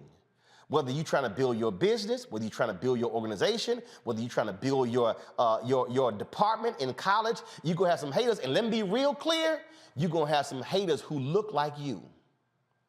You're going to have some haters who call themselves black power, but they are actually evil. You're going to find some folks who use the same language as the oppressor against you, but then claiming they riding with you. But just so y'all understand what happens when you are able to look your haters in the eye and show them that you really don't care what they think. I wanted to bring on someone because I wanted to ask her a couple of questions about what this whole issue in terms of, because, you know, HBCU students also go through this, where they deal with, you know, haters, folks who say, you know, you don't really go to a real school and stuff like that. So Sydney Ross is a student at North Carolina A&T, and I'm rocking A&T's stuff today. And so, Sydney, have you ever heard that people who question you going to a HBCU, who question why you should go into a white school, saying that if you went to a PWI versus A&T, you probably have a better shot at a real good job? Yes, most definitely. I remember back in high school, like on the last day of our senior year, we had this, what they call, like, all the seniors come in and they're dressed in their college attire or college paraphernalia. And I remember wearing this A&T baseball cap and an A&T t-shirt. And one of the teachers at my high school saying, okay, so don't be surprised when you come back here during fall break and you tell me that you've dropped out of school. And it was kind of like disheartening because, for one, you're basically like disvaluing my education. So, disvaluing your education, very interesting. So, Julian, Avis, and Omakongo, I want to show people what black power, what black ownership actually looks like. Sydney, you had gotten, didn't you win a contest? Yes. Well, tell everybody what happened. You won what, a national contest with Black News Channel? Yes. So the competition was with HBCU journalism programs across the country. And of the 30-something HBCUs that have journalism programs, only 4 students were selected from each of these universities, and I was one of the 4 that had been selected from North Carolina A&T. And so y'all were supposed to what, have a paid intern with Black News Channel this summer, right? Right. And so what's up with that? What's the status of that? I had reached out to some of the BNC staff, and I haven't been able to hear anything back. However, I have talked with some of my professors who have been communicating back and forth with some of the staff at BNC who have pretty much said, yeah, it's in your best interest. Let's start looking at other options just in case this one just happens to fall through. Well, one of the people who's been helping you is David Squires. He's at North Carolina A&T. And that's how I heard about you. I heard about this internship program. And so, Sydney, this is what's going to happen. You are being offered right now a paid internship on the Black Star Network for the 10 weeks this summer to work with this show and this staff since, that's the real reason why you're on the show. It ain't had nothing to do with no HBCU student. So I hit David, and he said A&T, they said they will assist with housing. I said, look, if y'all can help her out, get her here. I said, she can work with this show for 10 weeks this summer on this show to be able to fulfill your internship. Oh my goodness. Oh my gosh.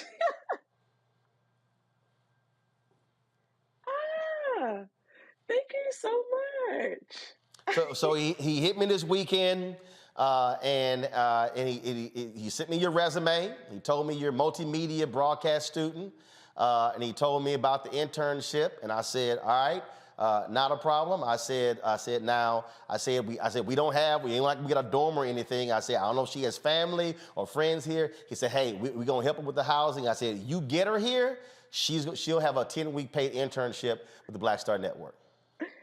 Oh my gosh. Oh my goodness. Wow. Oh my, I don't know if you can hear my parents downstairs. No, I can't hear your parents. You can tell your parents come up. We can put them on as well. Okay. But I need everybody watching to understand this doesn't happen if you don't own. This doesn't happen if you're not in business. And so when David reached out, I served on the board of NABJ with David back when I was a national student representative. So we go back to 1989. And so when he told me that, I said, hey, we can make this thing happen. And so we are happy to do so. I've already called your chancellor, my frat brother, Chancellor Martin, Harold Martin. I told him, I made him aware of this last night, as well as Congresswoman Alma Adams, that we were doing this. So everybody kept the secret. So yeah, so what, that's your mama? Yeah, it's my mom. My dad are coming around. Let me see. So Mama and Daddy Ross, your daughter has an internship at this show this summer. Thank you so much. Absolutely. Well, look, we are happy to make it happen. When I heard about it and I saw her resume, I said we can put her to work. Now, Sydney, understand, we grind here. We work hard. I think you're gonna learn a whole lot. I think it'll be an exciting experience. And look, I remember when I was in college, I had a non-paid internship at CBS News in Dallas. I couldn't do it, but it was great because I ended up working at the Houston Defender, a Black-owned newspaper, and that set me on the path. And so I think it's about creating opportunities, and this is why our people support us. This is why we fight for advertising dollars so we can be able to provide economic opportunities for folks like you. Oh my gosh. Thank you so much. All right. So Carol will be reaching out to you. My producer will be working the things out, figuring out start date and everything. So you can rest easy. You now have an paid internship for this summer. Oh, Lord. Oh, thank you so much. All right. Looking forward to seeing you in the office. Thank you. All right. Thanks a bunch. Y'all take care. Bye-bye. Julian, this is why I keep telling people. This is what Black ownership means. And Roland, I will reach out to you. I'm in and out of DC. When I come back this summer, I would like to take the young lady to lunch and just get an opportunity to get to know her. As you know, I used to be the president of the low school across the street. That would be Bennett College. But I am so proud of you, Roland, for doing that. Thank you. These are the kind of opportunities our young people need. I was about to start crying. I don't cry that much. Me too. But, just thank you, Roland. It's so important for our young people, especially in journalism where doors are being slammed, to have somebody like you open them up. You have been, what they say, you have been a good and faithful servant. You love the Lord. You lift us up. I'm not going to blow too much smoke up you because your head is already too big. But but I really, thank you, Roland. The thing, Avis, and people come at me, man, you be going off on these folks about advertising. I'm like, look, CNN gonna have 5,000 people apply for internships. Fox News and MSNBC, and the reality is, those are not real internships. The opportunity to actually learn. What people don't understand, it was a non-paid internship at CBS News. But what I learned that summer, and I think I probably got $250 a month. I can't remember how much Sonny Masai Giles paid me. It may have been $250. I don't think it's $250 a week, but because I also worked at Wendy's when I was in college. But what I was able to learn and what I was writing actually set me on the path that I was going on. And so if you never have a shot, you can't get it, which is why I'm trying to say to our Black businesses, if you don't stay in business, you can't give nobody a shot. Absolutely. It's so important. And I have to say, as a second generation entrepreneur, I understand the importance of having a business and maintaining a business. My dad had his business for over 40 years, right? And employed not only all of his brothers, but employed dozens from within the community at a time in which it was, 50 times more challenging right now. In the Jim Crow South is when he started his business, to be perfectly honest. And, it's important that we are there as the anchor for our communities. BNC, as you know, was Black facing, but it was not Black owned. And this is why this type of work that you do is so important. And I would have to just add, I could use an intern this summer. I know that there are three other people that were supposed to have that. So if that's one of you, I would love to take on an intern for a paid internship this summer with my company. Please send your resume to concierge@media2millions, and I will have .com, concierge@media2millions.com, and I'll have one of my team members to reach out to you because we need to do this. And just as you mentioned, they need to be paid internships. So many of our brilliant young people get opportunities just like you had, but can't take them because they're unpaid. Yep.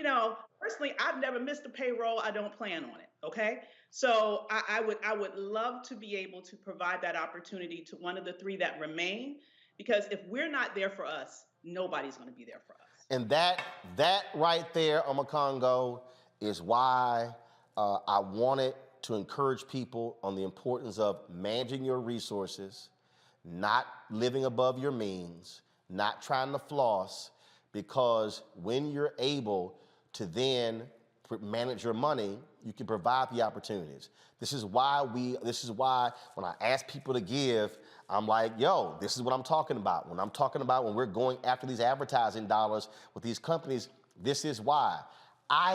The vision that I have, folks, is unlimited. I can tell you right now, If we hit 5 million in revenue this year, I can absolutely add 30 people. Reporters, editors, producers. Now, you just had 250 people lose their job at Black News Channel.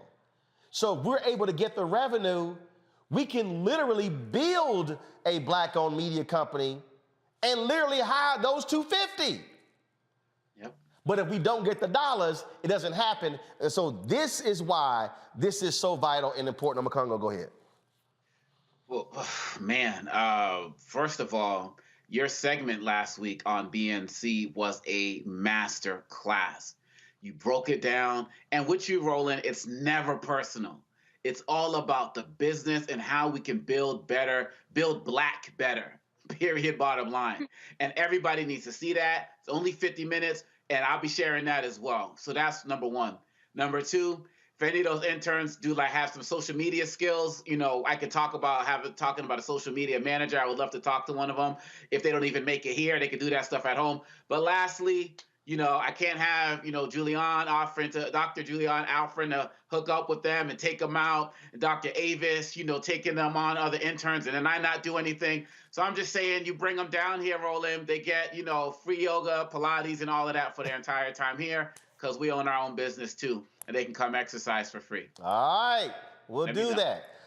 And I just sent a text message to Gary Wordlaw. I've known him for 30 years through NABJ. He was one of the people at BNC, asking him to send me those 4 students who won BNC scholarships so we can place them if they've not gotten placed. And so we're going to do that. And so to everybody who's watching, again, this is why when I ask y'all for support, you understand now what I'm talking about. Some of you understand, because I get people hitting, man, you be up there begging. Yo, that's a paid internship. It's going to be more than $6,000, $8,000. And so when I'm asking you to give, when I'm asking you to stand with us, and we're going after the Biden administration to force these agencies and the ad agencies that they hire to spend with Black-owned media, that's what I'm talking about. $1 billion the federal government spends every single year on advertising, and Black-owned media gets 1%. Nah, we ain't satisfied. But we want y'all to support us in what we do. So some of y'all already hitting me up. P.O. Box 57196. You want to send a check or a check or a money order to P.O. Box 57196, Washington, D.C. 20037. You can also hit us up, Cash App, $RM Unfiltered.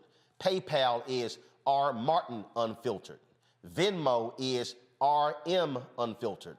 Zelle is Roland at RolandSMartin.com. Roland at RolandMartinUnfiltered.com. Trust me, you support us. Your dollars matter. Y'all are sitting here. Sending stuff with us right now. I already see, giving coming in. I appreciate every single one of you. I'll be giving y'all a shout, and we told you, our goal is to get 20,000 of our folks to give an average of $50 each for a year. That's $4.19 a month, 13 cents a day. If you can't give that, I appreciate Cynthia Reed. She sent $5. Cynthia, I appreciate your $5, just as I appreciate Carla Spivey's $50. There's some who give more. Y'all, this is what I'm talking about, how we are able to build and grow. This is no different than when Black people took out newspapers, subscriptions back in the day for the Chicago Defender, for the Atlanta Daily World. It's the same thing. The only thing that I've done here, I purposely not charging you a minimum every month. Because some people, in fact, somebody came to me, somebody hit me on Instagram who told me my revenue model was wrong. A brother told me I should be charging subscription fees. He said, you using the wrong revenue model. He's in venture capital. And I said, brother, you don't know what you're talking about. I said, if I chose to charge my followers $4.99 a month, then there are people out there who watch me right now who can't support us because they can't spend $4.99 a month. But there's somebody, if they got $5, they send $5. And I got some checks that are $5 and $10. I got some money orders that are $5 and $10. And they are just as important as the sister who sent $2,500 last week. Another sister sent $500 last week. There was a brother last year who sent $5,000 for our app. That $5 person is just as important as that $5,000 person. So I purposely am not charging our people a monthly subscription fee because I want you to have the information that we're giving you. And if all you can do is $1, we're appreciative. Or 5 or 10, we're appreciative. And you can do more, we appreciate that as well. And so I do this because I want y'all to see what we're doing. Because you are seeing how we're changing the game. You're seeing how we are impacting somebody's future by creating opportunities and creating the next generation of journalists. I want there to be 5,000 Roland Martins. But it ain't gonna happen if we don't train them, equip them, teach them, and then release them out into this world. So I gotta go to a break. We're gonna come back with our Fit, Live, Win segment. Also, some breaking news. Will Smith has apologized. I'll show you that next on Roland Martin Unfiltered on the Black Star Network.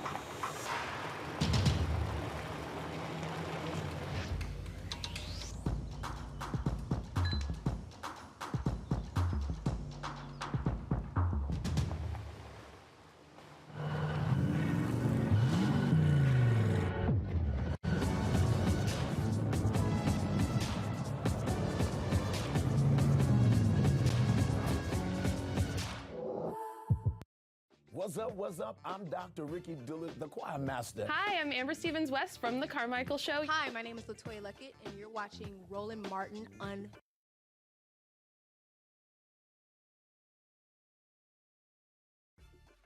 Breaking news here, actor Will Smith has apologized to Chris Rock for what took place last night at the Academy Awards. This is what he posted 38 minutes ago on his Instagram page. Go to my computer, please. Violence in all its forms is poisonous and destructive. My behavior at last night's Academy Awards was unacceptable and inexcusable. Jokes at my expense are a part of the job, but a joke about Jada's medical condition was too much for me to bear, and I reacted emotionally. I would like to publicly apologize to you, Chris. I was out of line and I was wrong. I am embarrassed and my actions were not indicative of the man I want to be. There's no place for violence in a world of love and kindness. I would also like to apologize to the Academy, the producers of the show, all the attendees, and everyone watching around the world. I would like to apologize to the Williams family and my King Richard family. I deeply regret that my behavior has stained what has been an otherwise gorgeous journey for all of us. I am a work in progress. Sincerely, Will. Congo, your thoughts? This is why as I said before, this is why I love Will and Jada. Class act, class personified. And this is how men handle situations. And I'm just so happy that that happened. And I think Chris Rock should come out and apologize as well, because I believe that when you target the alopecia part of it, that was over the top. But yes, Will Smith just shows why I've been so in love with what they've done for over 30 years. Davis? Yes, that was a very well done apology. And I appreciate that, because we have all heard apologies that weren't really apologies, right? So I do appreciate the fact that he, as a man, took responsibilities for his actions, but also explained, hey, I was emotional because my wife was attacked because of her medical condition, as many of us assumed. And so I too am hoping here that Chris Rock steps up to the plate and reciprocates so that the two of them can not only mend this publicly, but hopefully they can mend it privately and move forward from there. Julian? It was very classy. It was classic Will Smith, actually. I'm very happy and very heartened to hear it. I heard what Obakongo said in the previous segment about this being painful. And it really is painful for Black America to see two of our best and brightest brawling on a stage. So I'm just happy for that. I'm happy that he mentioned the Williams family, and Venus and Serena are two of the most peaceful people I know. And so to loop them in there, I think is really good. What I would like to see out of this, though, Roland, is that these two Black men could have a conversation about Black women, about who we are, and why Chris Rock is so misogynistic, why perhaps also Will, I think we all talked about how he reacted on behalf of his wife. I need to hear more brothers. You know, we have all this stuff for Black men, and we also have all this stuff for Black women, but I think we need to be much more intersectional. So I'd like to see them lead a conversation, maybe that you moderated, talking about Black women and about many ways that, as Avis said earlier, we're the mules. We're at the bottom of the totem pole. Why? And what are our brothers prepared to do to lift us up? Give me 1 second, because it looks like Chris Rock has issued an apology. Give me 1 second.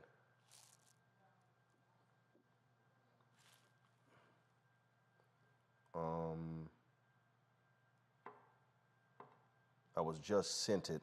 I'm trying to pull it up. It wasn't on his Instagram page. It may be on his. Okay. Right. So what was sent is apparently a fake apology. That's why we check. Somebody sent it out. I'm looking on, because there's nothing on his Facebook page, nothing on his Instagram page. So folks, if y'all are posting anything about Chris Rock apologizing, it is not true. So I'm literally on his Facebook page right now. The last post on his Facebook page was on March 9th. And then nothing on his Instagram page. So no, there's nothing from Chris Rock apologizing what happened last night. So if y'all are sitting around, don't, because it's not real. It's not real. Got that much class. It's not real. Well, I mean, here's first of all, remember, Will just apologized, so we don't know if Chris is going to issue one. We don't know. We don't know. So if something is real, we'll definitely let y'all know. All right, folks. Fit, Live, Win. We're always talking about dental health. We had a conversation last month. Dr. Johnson is back again from this month. So, Doc, what you got for us this time about our dental health? Good evening. How are you? Great. Good. Shoot. I'm just here, ready to answer any questions that you have. All right. So we talked last time. We were talking about your dental care. We were talking about flossing. We were talking about brushing, all those different things along those lines. For the first question is, when it comes to children, what must we be doing when it comes to our kids and their dental health? Is it once a year? Is it twice a year? Is it once every quarter? How do we deal with their dental health? At the age of 2, we recommend that they're seen twice a year by their dentist to have regular cleanings and checkups. Typically, we won't do any x-rays at that age, but we'd like to see them from 2 on twice a year. So twice a year. Also, all right. So from parental standpoint, what are we looking for? What must we be doing? Saying what they can and cannot eat, or stuff along those lines when it comes to their again dental health. So as a dentist, we'll look for patterns of, like, if they have early decay. We'll look at their hygiene, what the parent is doing while they're a toddler. So we're instructing them on the correct way to brush their teeth, making sure that they're eating healthy foods. A lot of our pediatric patients are overwhelmed with processed foods. It's kind of like a trending thing, the chips, cookies, and just the access that our kids have to processed food. It's hard as a dentist because you don't want to spend a lot of time lecturing, but nutrition is really the key to having your children's teeth healthy. And we got to remember as parents that our mouths are the gateway to our body. So if we're not feeding our kids healthy food, if we're just feeding our kids food for convenience, those types of foods tend to destroy the enamel on their teeth, and then you're going to have early childhood decay, and then these children are going to have treatment very early in life. I see a lot of pediatric patients in my practice where we're removing baby teeth that have only been in their mouth for a few years. So we have to do better. Beverage wise, we asked our parents to limit juice to a cup a day, not a bottle. Wait, hold on. A cup a day? So so not even a whole Capri Sun? Nah, that's terrible. What we're looking at, look at the packaging on some of these beverages, right? And so the consumption for an adult is like 20 to 30 grams of sugar a day. Right. But we're giving our kids that in one beverage. It makes no sense. So, all right. So, let's see here. We got some Congo. You got a question for Doc about dental care. Well, first, Dr. Johnson, whenever you're on, I feel like I try to mumble a little bit because it's like your teeth are so perfect. I'm like, people can't see mine, see yours. You're just amazing in what you do, and we really appreciate that. My daughter has braces, and I want to know what your thoughts are on braces for adults. I know like a decade ago, everybody was talking about Invisalign. Is that still the thing? Are there other products out there that adults should consider if they don't have the patience for regular braces that kids get? Yeah, so Invisalign would be the alternate to traditional braces. So you're not wearing a bracket, you're wearing more of like a mouth guard, and you're changing those trays on every 2 weeks, and you're able to still floss your teeth. You can take them out to eat. So in that way, it's a lot easier than traditional braces. The downside to the Invisalign can be sometimes cost. It's a little more expensive than traditional braces. And then also people tend to not be as compliant where they don't have a choice to wear the traditional brace because they're glued to their teeth. Sometimes we have patients that won't wear the trays, so they don't. Yeah. So Well, I'll say this here. Invisalign is great. I did it. You're absolutely right. You got to be very responsive. I was at the Alamo Bowl, and I'd actually taken the Invisalign out to eat, and I put them in my. I didn't have my tray. I put them in the napkin on my tray. Then, of course, took the tray away, put it in the trash. I was like, oh, damn. Oh. So I had to call my dentist in Chicago, like, Doc, I need a new tray. So it actually happened a couple of times, but they actually, I much prefer them than those metal damn braces that were on all the time. So yes, I definitely endorse Invisalign. Avis. Hi, Doc. So to me, one of the things that, once again, with adults as well in dental care, one of the things oftentimes we think about is how can we best whiten our teeth? And there are a lot of different products out there that you can use at home. But, I often wonder how safe they really are for our enamel, right, and for our teeth. And so do you have any suggestions about teeth whitening at home, or does it just make sense to go to a professional like you if you're interested in getting some whitening done for you? You mean like people say the charcoal, brush your teeth with charcoal and all that kind of stuff? Yeah. Go ahead, Doc.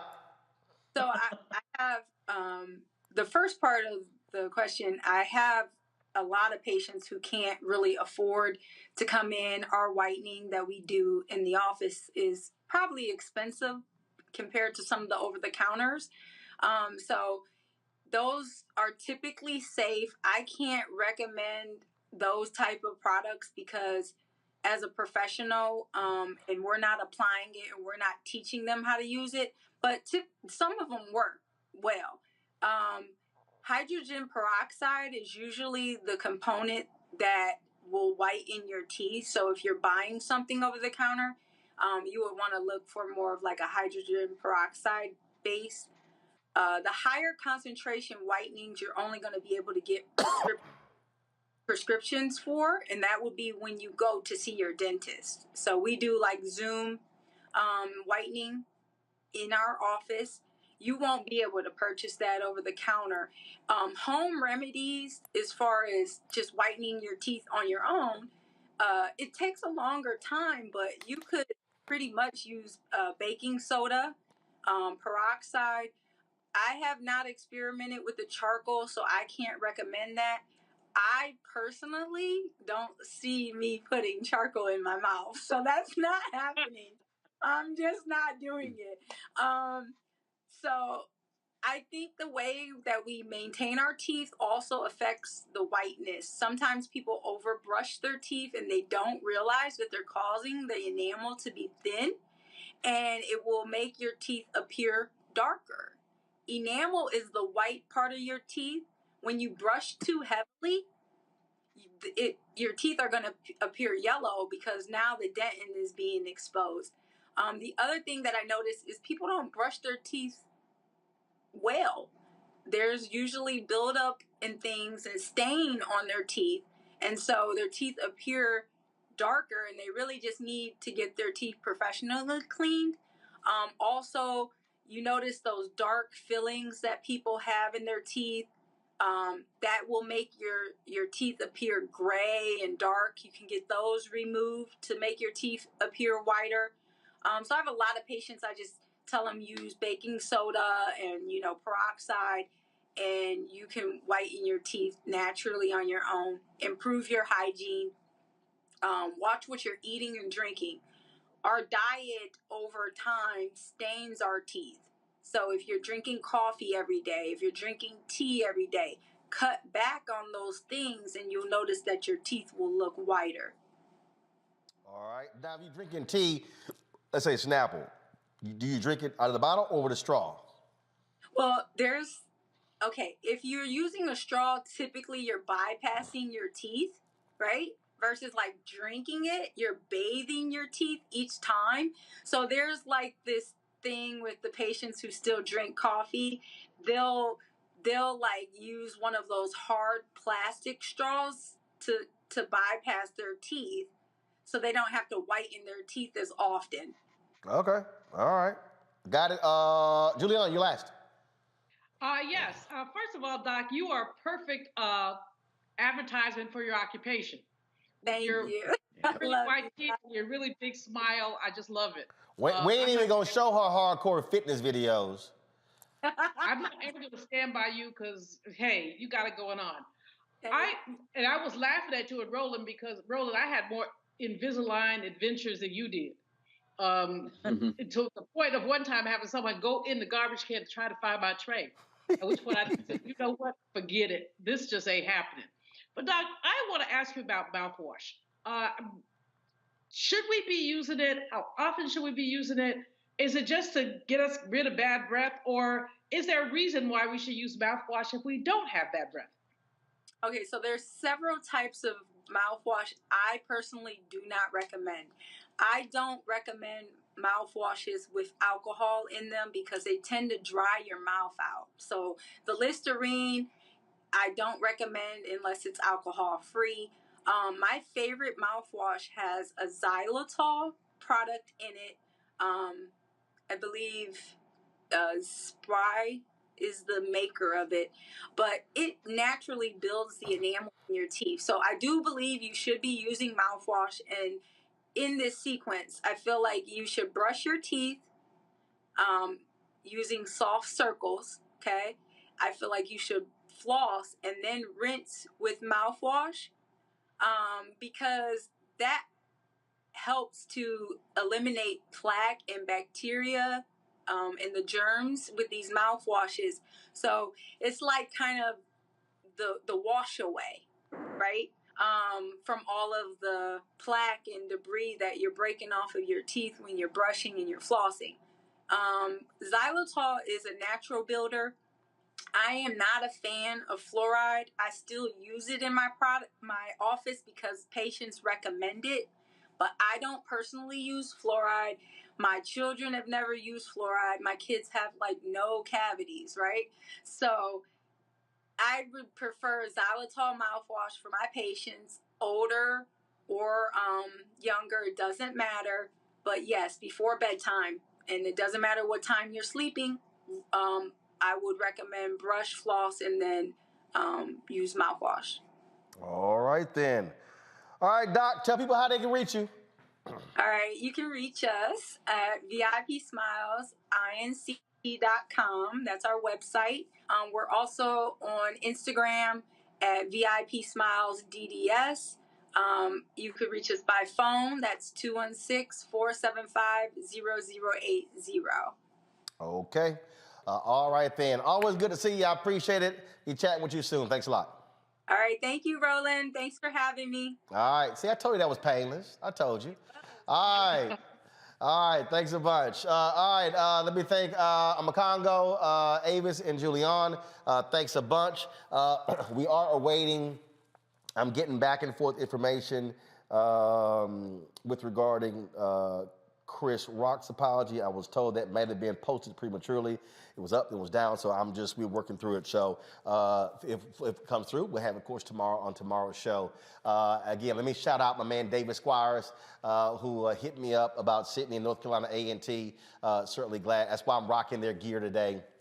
North Carolina A&T Aggies, and so provided internship. And again, I did send an email to Gary Wordlaw to find out the other 4 students who had internships with Black News Channel, so we can make sure that they get placed. Folks, again, if y'all want to support us in what we do, also, let me say this here, a lot of y'all were trying to get on the Black Star Network app today. Y'all damn near crashed it. I don't know what happened, so I already hit the Vimeo. We paid them way too damn much money for that to happen, so don't worry about it. Somebody be getting cussed out as soon as I get off the air. So I got a serious problem with the amount of money we paying for the app to go down. So trust me, we are on it to figure out what went on. Download the app. Android phone, Apple phone, Android TV, Apple TV, Roku, Amazon Fire TV, Xbox One, Samsung Smart TV as well. And of course, folks, you can also please support us. I see a lot of y'all already been given. Thanks a bunch. Again, P.O. Box 57196, Washington, D.C. 20037. Cash App is $RM Unfiltered. PayPal is R Martin Unfiltered. Venmo is RM Unfiltered.